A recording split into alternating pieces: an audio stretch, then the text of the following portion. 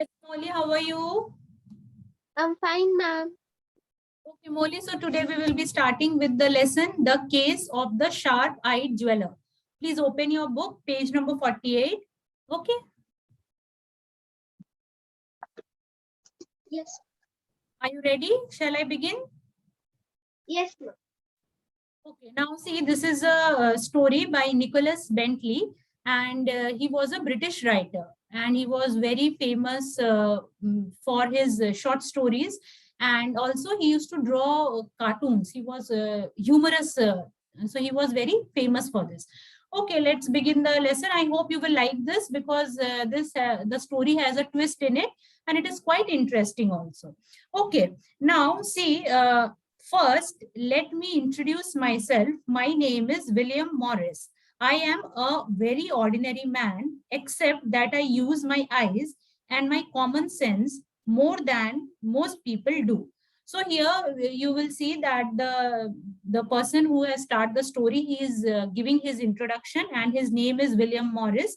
Please underline his name. And he is a very modest man. How we can understand this? Because he says that I am very ordinary man. Okay, except that I use my eyes and my common sense more than most people do. So he is a very modest man, a very humble human being, but he says that he uses his common sense more than other people do. Okay, we sometimes, sometimes when we face difficult situation, we keep wondering, but some people, they use their common sense, their wit, and they come out of that situation. So he says that he likes to do that. Underline this line also. I use my eyes and my common sense more than most people do. My hobby is perhaps a little out of the ordinary.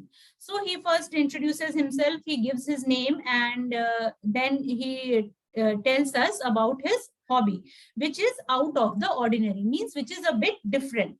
It is the study of crime and criminals. Underline this line also, that his hobby is out of the ordinary, and it is a study of crimes and criminals. So he is more into detective mysteries and macabre things, and that is why he says he likes both crime and criminal stories, or he likes to study them. For the past 30 years, I have made a study of the crime stories of the greatest authors, from Edgar Allan Poe to Agatha Christie. So, see, he gives his detailed account of his hobby by saying that for past 30 years, he had been reading the greatest authors who deal with mysteries and crimes and macabre things. Okay, so he says that one such author was Edgar Allan Poe, and he was an American writer who was also famous for his short stories, mysterious short stories. And Agatha Christie was a very famous detective writer. So he tells us all these things about himself. And here, I must say that the stories I have most enjoyed are not those where the detective is an extraordinary person, extraordinarily favored by fortune, but where he is just an ordinary man who uses his eyes and his common sense to the full. So he says that he likes the stories which are where the characters are more involved into solving the stories naturally, okay, with their common sense, rather than something extraordinary qualities or special qualities. So we come to know about him. He is William Morris. He likes to study crimes and criminals, and he is an ordinary man, but he uses his common sense. Okay, are you following, Molly? Yes, ma'am. Okay, so he see at the very opening paragraph, we are told that the writer is more interested in using common sense and wit rather than having some special or extraordinary qualities. Okay, then further you will see that he describes himself and his job. I love to watch people. Some men love to watch the behavior of birds, others the behavior of fish, but I love to watch how men and women behave. So again, he tells us more about himself, that like every individual have some or the other interest. Some like to observe behavior of the birds. Some they are more interested in fishes, some different kind of animals, some amphibians, some reptiles. But he was more into observing everyday things, and more keenly he is more interested in observing people and their attitude. Okay, see, I have the habit of observing everything they do. Underline this line also, like whatever the men and women do, he likes to observe that, and he observe everything that they do, like how they walk, speak, and pray. So he was more into all these things, and he used to enjoy. Many people have this hobby of just standing or sitting in their balconies and watching people go here and there, their behavior, their dressing sense, their laugh, their talks. So he was also one among them.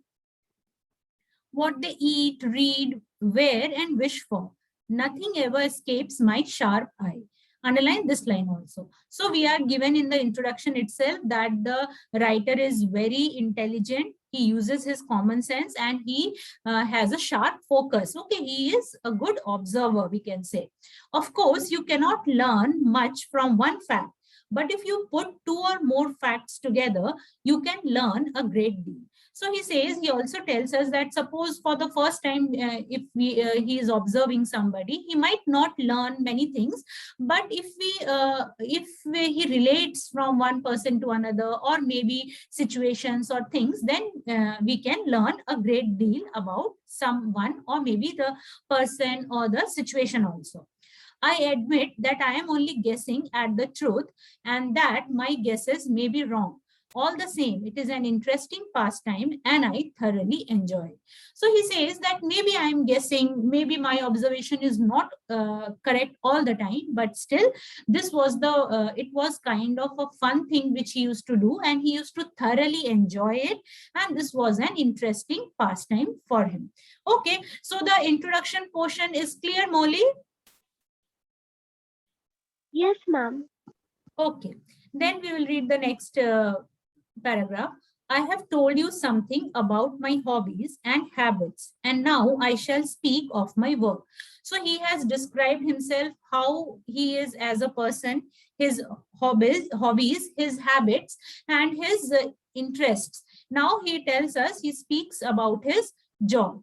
Okay, now he says, I am a jeweler, or more accurately, a jeweler's assistant. Please underline this, because this is the information we are gradually getting about the writer, his name, his hobbies, his habits, and then his work. He is a jeweler's assistant. This may not strike you as anything important or unusual.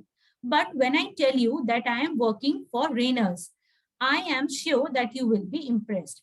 So he starts, see, his conversation is also interesting with the readers. He tells us that suppose if I only just plainly tell you that I am a jeweler's assistant, you might think something unusual in it. Nothing unusual in it. It is a very, there are many people who are jeweler's assistant, nothing great in that. But then he stops and tells us that he works for Rayners, okay, and which is famous for selling antique jewelry. Okay, so you underline this line also, that I am working for Rayners, and I am sure that you will be impressed.